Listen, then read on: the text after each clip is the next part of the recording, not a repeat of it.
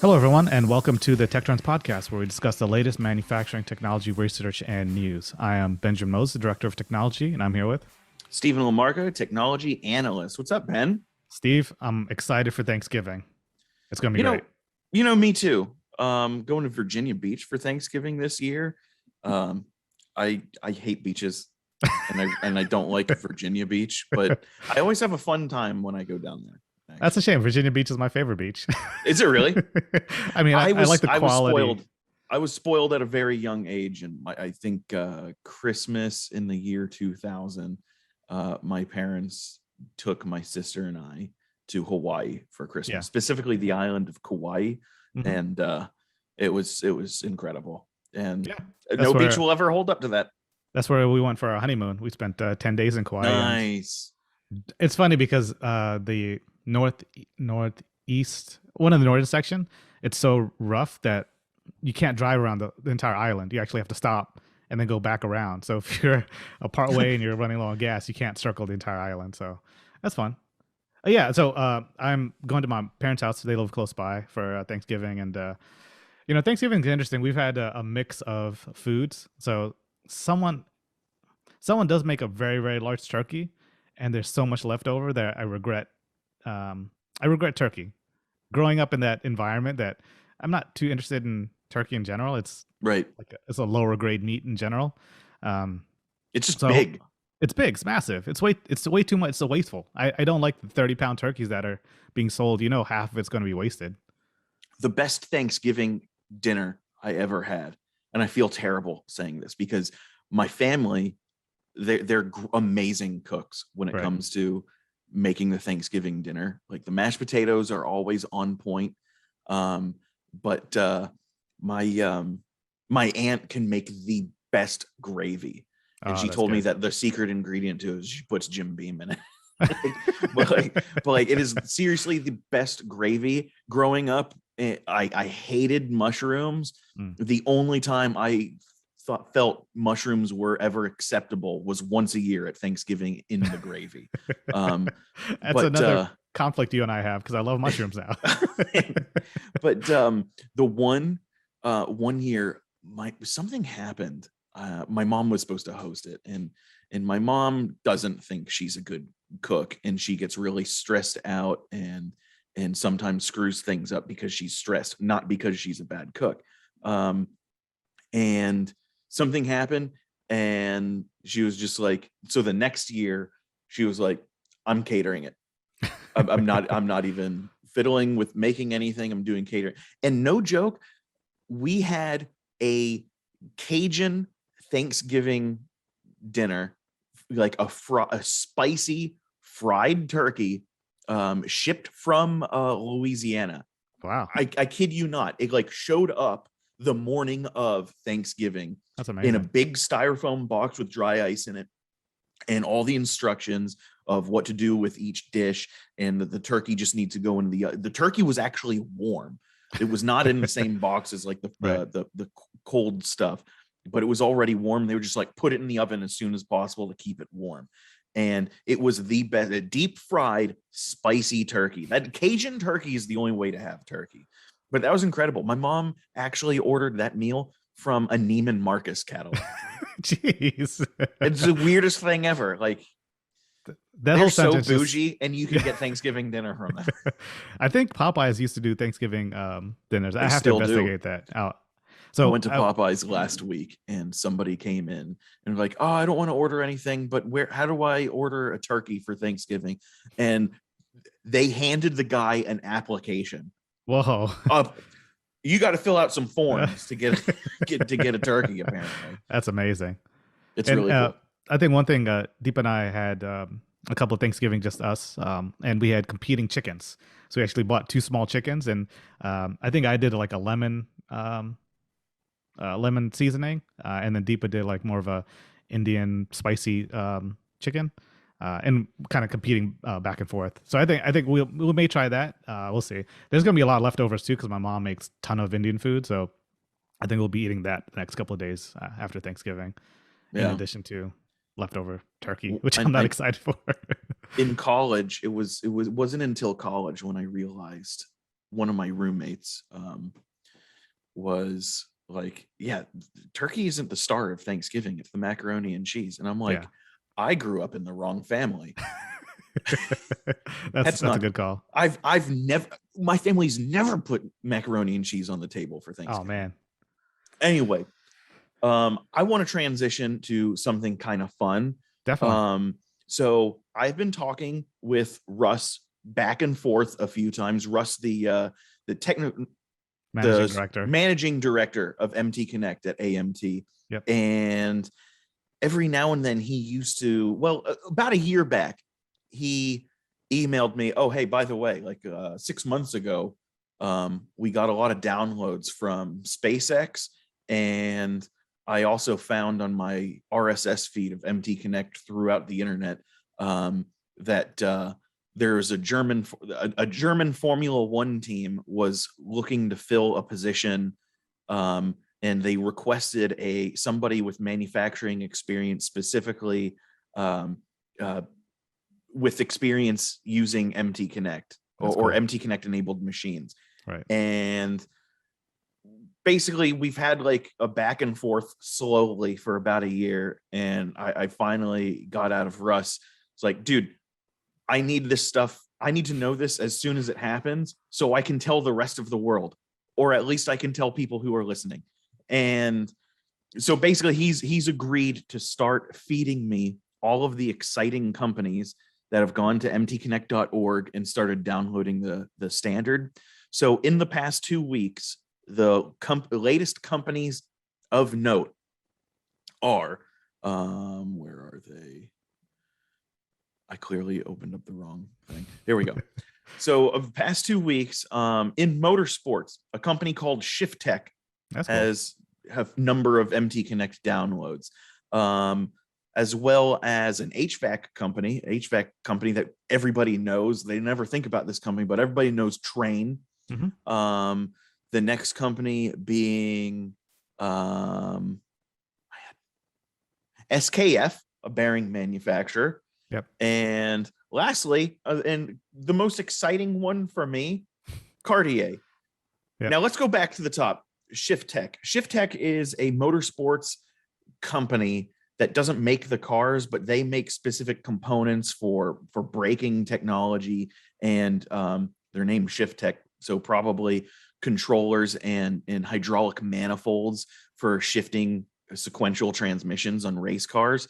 Right. So they're probably doing using 5-axis CNC mills to produce hydraulic manifolds for these components, like ABS units and transmissions. So that's kind of cool.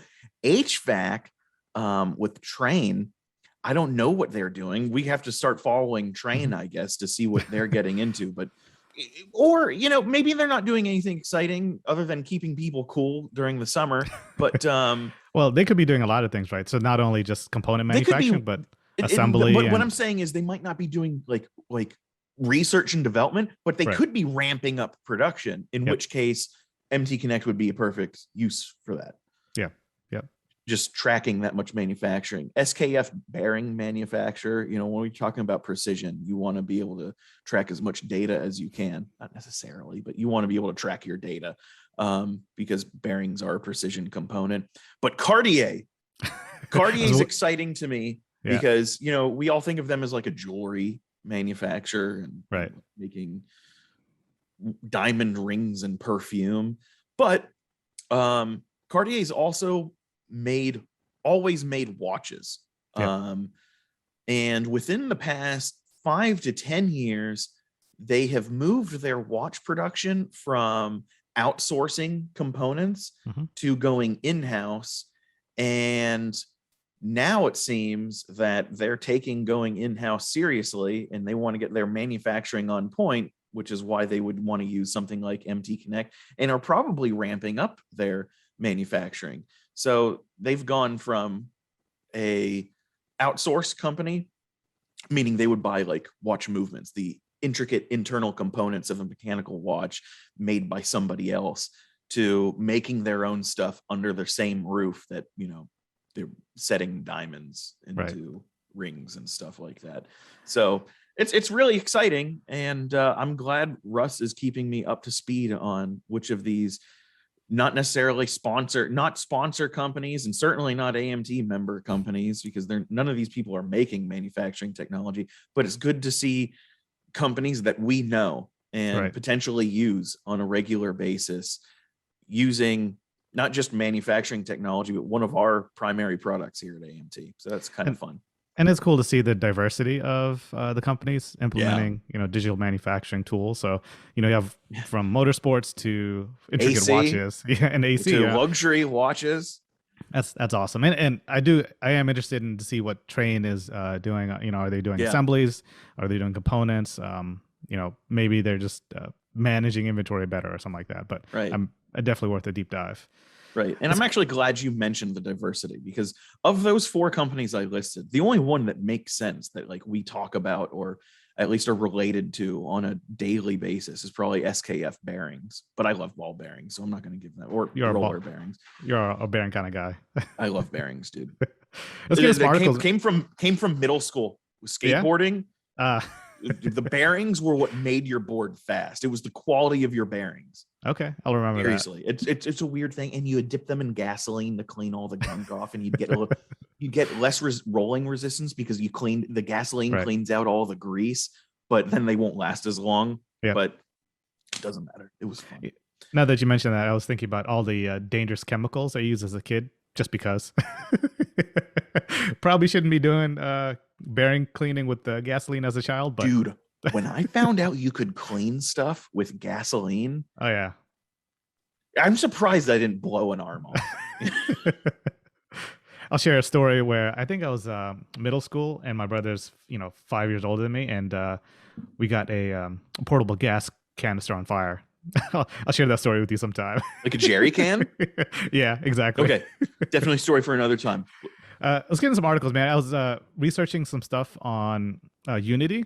So Unity is a platform software used heavily on 3D content generation. So video games, movies, their core expertise is real-time 3D content. So generating the like in a video game, right? So you're playing a video game, all that 3D content is being generated real time. Even in the cutscenes, some of that content's generated real time. And the connection to manufacturing is they're looking at simulations. So they've been around since 2005, and their core development was obviously video game and 3D content generation. But now in the past couple of years, I've seen a lot of, say, universities look at, I have this data, how do I visualize it? So there's a kind of disconnect of how humans can infer information, and just looking at ones and zeros and tables doesn't get you that far. So now the idea of taking manufacturing data or data off a floor and visually representing it, that was kind of the first instances I've seen Unity being used. So they'll model, say, a machine tool or a manufacturing floor and get real-time data on position location and feed that into Unity so they can get a visual representation of what's happening semi-real time. And Unity is pushing that significantly further. So what they're looking to do is have a specific suite of products that are explicitly for simulating just about everything, right? So they want to simulate here, and the article talks about being able to simulate robotic systems in an outdoor or indoor environment. So if you have an AGV or a warehouse robot and you're exploring, you don't want to go full in and see what the capabilities are. You have the ability to, say, model as much as you can on your warehouse, and then model your AGV and use the tools built in for the AGV and see, can it get from point A to point B? Where are your constraints?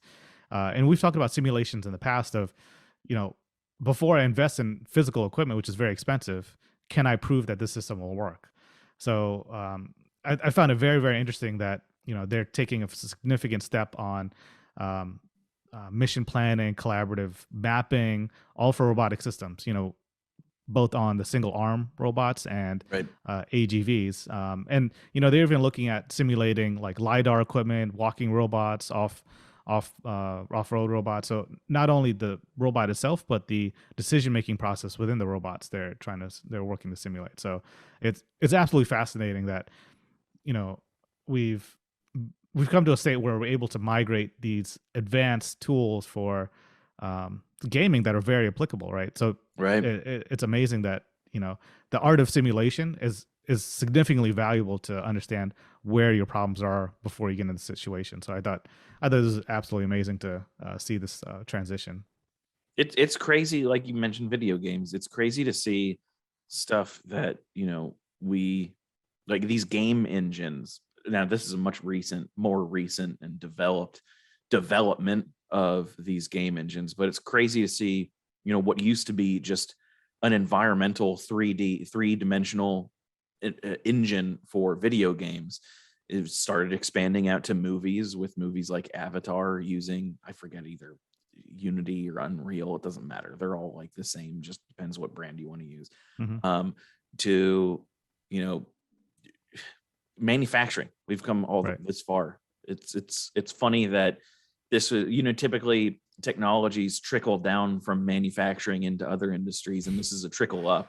Yeah. It's cool. Like, I wonder how long is it going to be, and this is an incredibly dumb question, but I wonder how long it's going to be before either what I'm predicting one thing's going to happen or the other, and it's, when is Autodesk going to come out with their own engine? Sure. Or when will Autodesk bend the knee? Not bend the knee, but when will Autodesk start using somebody else's engine? Like when you're loading up Fusion 360 and it says, like, in the lower right hand corner, powered by Unity or something like that. Or, more realistically, because I don't think Autodesk would ever do anything like that, when is Autodesk going to have their own engine, if they don't already? They do already. So they do have their own 3D engine, and you'll see that. You're right. They do. How dumb of me. See, I told you it was dumb. That's right. Well, you're looking for a future state, and it's already achieved. Congratulations, nice. Steve. We did it. We did it. So there are two things also, and I've seen robotics also used heavily in movie industry. So being able to replicate a shot or putting cameras in very harsh conditions. So a lot of times you'll see like a composite of several shots overlaid each other, and they're using robotic arms and motion tracking systems to basically reproduce that shot 5 or 6 times, and then they'll cut those into layers. And I think using the Unity engine, there, one of the early issues that they ran into is trying to program the path for these and simulate that, so they make sure that everyone else around you wouldn't die from this robotic camera flinging around. So that was one of the early use cases I've seen a couple years ago. So that's I thought it was right. fascinating. Oh, you got an article on 3D printing emissions? Yes, the EPA cracking down. Actually, I don't think EPA is mentioned in this article at all. No. But 3dprintingindustry.com published an article. BOFA published an article saying that this company, BOFA, publishes a research paper on the impact of 3D printing emissions. Now, you and I, it wasn't the last episode, it may have been the episode before, or maybe even before that, we, beat to death like a dead horse, the emissions, the potential emissions and waste, for that matter, of 3D printing and additive manufacturing. And of course, that's vastly different between consumer and industrial, meaning, kids who have a 3D printer are going to print nothing but trash and maybe even never print a successful part. Sure. Maybe it's successful in their eyes, but as for industrial, they're probably on an industrial company, the manufacturing company. They're probably only going to print something that is perfect and not click print until the part is exactly how they want it to be, and they know it's going to come out perfectly. Right. So, but anyway, what I've been trying to say is we've been talking about a little in a previous episode on the emissions potential and waste potential for additive manufacturing. And sure enough, a couple episodes later, this company, BOFA International, or I like to call them BOFA, has in fact released a research paper. Now, we did a little bit of diving earlier, and we did find out that BOFA International does manufacture and produce their primary products are air cleaning devices for industrial facilities. Right. So they're a little bit biased, but then again, everybody has to do research to develop their own product even further. So I say that they're not really biased, but no kidding that they've got intentions behind this research paper. And it'll be interesting to see what they say once I actually read it. And it's interesting. See, actually, there's been a lot of environmental talk recently. I ran across an article from the EPA actually that they're releasing a new national strategy on transforming recycling. So I thought it very interesting that as recycling is fairly complex for me because every time I go somewhere, like we travel a lot, and I'm always interested in minimizing my environmental footprint. So I try to recycle as much as I can. But if you go one place, they'll recycle this piece of plastic. When you go another place, you can't recycle that. So it's very confusing to me. And I think some other article that I ran across called it wish cycling, where I hope they recycle this, and I just put as much as I can into recycling, right? Hoping for the best. And it's a huge problem. It's a problem for me because I don't want to think about it. I don't want to know this place doesn't recycle it and that place recycles it. I want everything other than stuff that breaks down easily. I want all that stuff to be recycled. So I find this interesting, and the applicability to manufacturing is fairly interesting, where they're looking at creating more of a circular ecosystem. When traditional manufacturing, I think it's pretty close actually. If you look at chips coming off a subtractive manufacturing equipment, particularly metal, a lot of that gets sent back for recycling. Right? You do have to separate a lot, but there's a lot in manufacturing that is wasted. It still makes it the landfill. And I think the new EPA strategy may start trickling down into affecting manufacturers regularly. So I think it's something to be aware of. Yeah. So, but I think it's the right step. I feel bad that I hate the EPA so much. I don't actually hate them. I know that they mean well, right? And they're doing the best they can. If they can keep politics out of it, they're doing the best they can.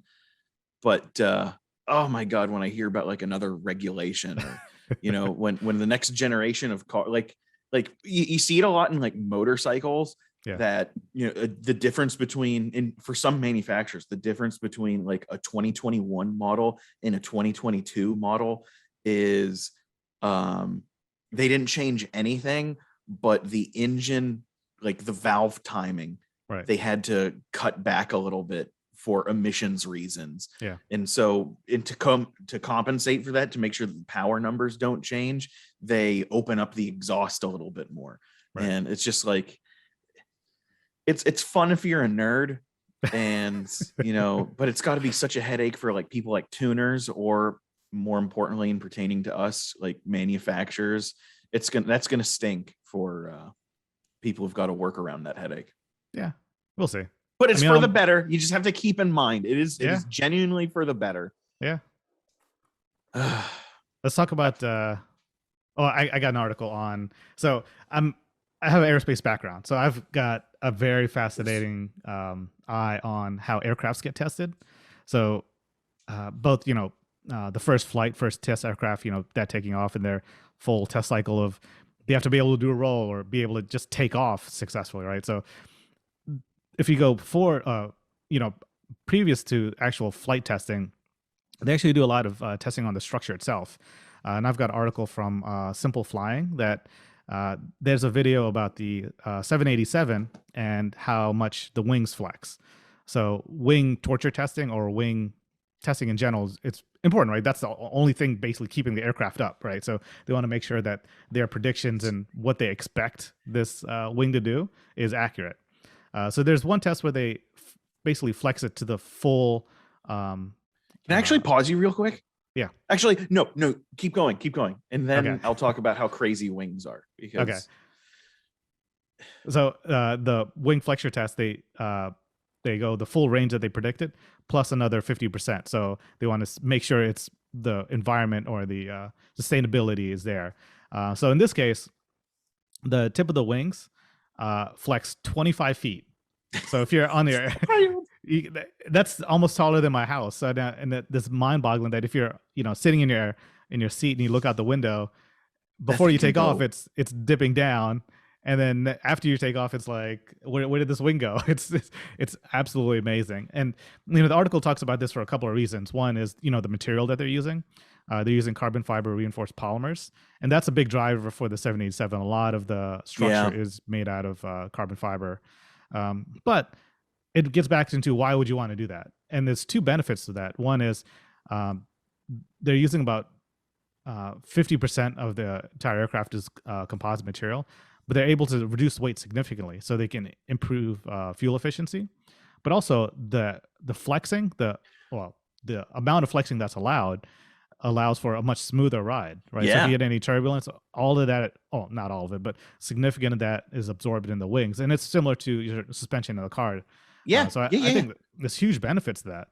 I don't think people appreciate how much like a wing of an aircraft does, Hmm. because it's wild to think that the wing of an airplane is the tires of a car, Yeah. the suspension of the car, and the fuel tank. Wings have to That's do true. so much, but it's the 25-foot flex of the wing, the flex potential.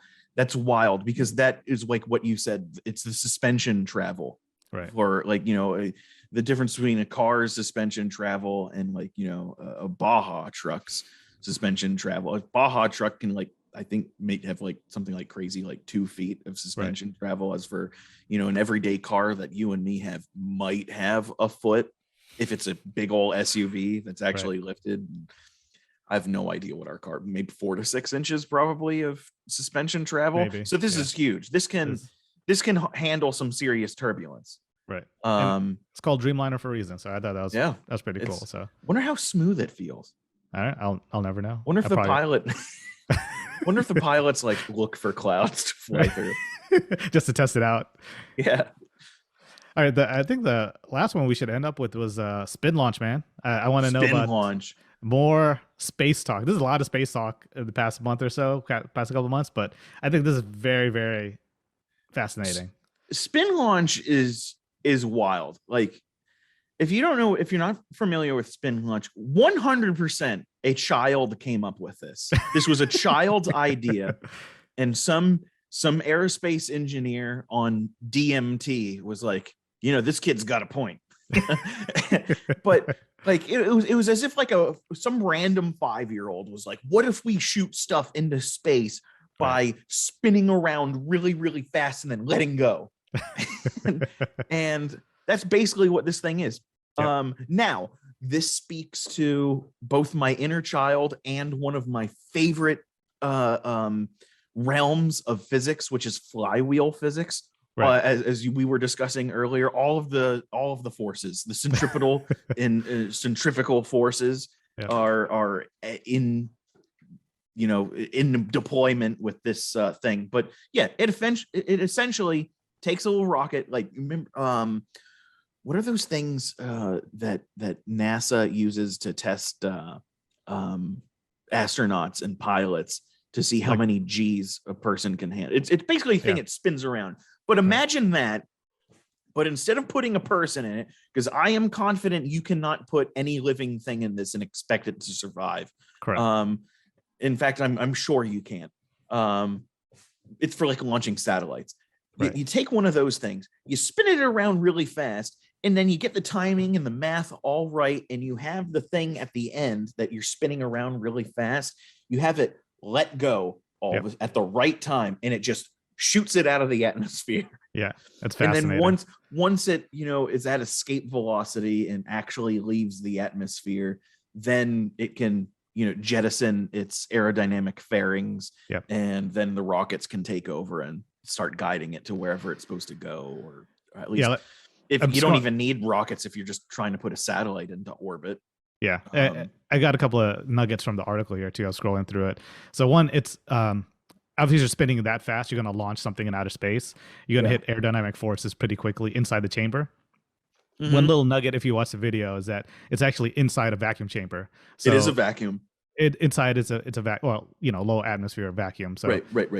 and then it's funny because it has to pierce through basically a wall for it to exit the chamber. So it's fairly fascinating that the mechanics of it's fairly simple, but the intricacies of trying to sustain something this fast, because they're trying to accelerate up to they want to get to 5,000 miles per hour, and Yeah.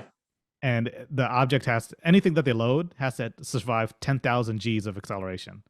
So a human's not Right. going to be in there, but I agree with you that they're looking at launching electronics, any cargo, things like that, and Yeah. they did. Your payload has to be durable. Correct. They did a successful test where they launched something and then they were able to retrieve the rod or the capsule. So, and That's wild. they talk about the cost of, or the impact of trying to launch a rocket is massive. Think about all that fuel that you're burning, all that dangerous element that can explode at any time. And to be fair, I mean, this isn't super safe. Let's be honest with this each other.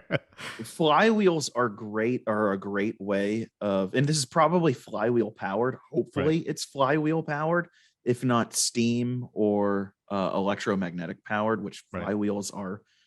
The initial charge up of a flywheel is done through electromagnetism, but in most cases. When those things fail, they fail. Right. Like people are worried about gasoline explodes and stuff like that for engines, whatever. It's like, dude, it's a lot better than, first off, it doesn't explode, it deflagrates, but it could be worse. The crazy thing to me though is, let's talk about this real quick. In the video, obviously it releases its payload at one point, at a specifically timed point, so it goes in the direction it's supposed to. But this thing is spinning, and if you look at like the second hand on a watch, even something as lightweight and as slow moving as a second hand, there's still at one end you have the long slender second hand that's pointing to which second on the dial, and on the other side you have a fatter and shorter counterbalance on the second hand. It's not pointing at anything, but it's just to help the low torque of the watch or clock's movement turn that hand over a long period of time and with as minimal energy and effort as possible. This is going much faster than that, but it's releasing a considerably massed payload. Right. What is the other end doing? What's going on? Because if at this crazy high speed, I can only, maybe I really need an engineer here, but at that crazy high speed, if you suddenly just lose mass on that end and the other end still has the same mass, it's unbalanced and it'll quickly deteriorate. We're going to have vibrations, and vibrations lead to heat, and heat leads to failure. And then this thing turns into a massive building-sized frag grenade. And I want to know more about this thing. Now, clearly, whoever was the team of engineers that thought this through already did everything right, because clearly the first launch didn't fail. But even still, I'm glad it didn't fail, and this is still really fun, and it speaks to everybody's inner 5-year-old. But then everybody's inner car owner thinks about, what kind of maintenance does this thing need? How many launches can it do before it needs a full rebuild? Before you have to change oil. So it's fascinating. So there's two things. One, currently they're doing suborbital launches, and the structure is 50 meters tall. So it's a fairly big structure. And they're looking obviously to go orbital class. And the other suggestion is, Steve, I suggest you see where this is and see if you can find a road trip into Steve trip out there. 100%. Just the building alone looks cool. Yeah. I want to see what their infrastructure looks like. I'm sure the power facility that is used to spin this thing up is really cool too. All right, Steve, where can they find more info about us? They can find more info about us at amtonline.org/resources. There you can listen to previous episodes of the Tech Trends podcast. And there you can also read recent issues of the AMT News, the AMT weekly tech report written by yours truly, both myself and Ben. And you can even subscribe to our weekly tech report, which is how you get the latest deets on the industry. Awesome. Thanks for joining us. Hopefully everyone had a great Thanksgiving and great end of the year. Bye, everyone. Bye, everybody.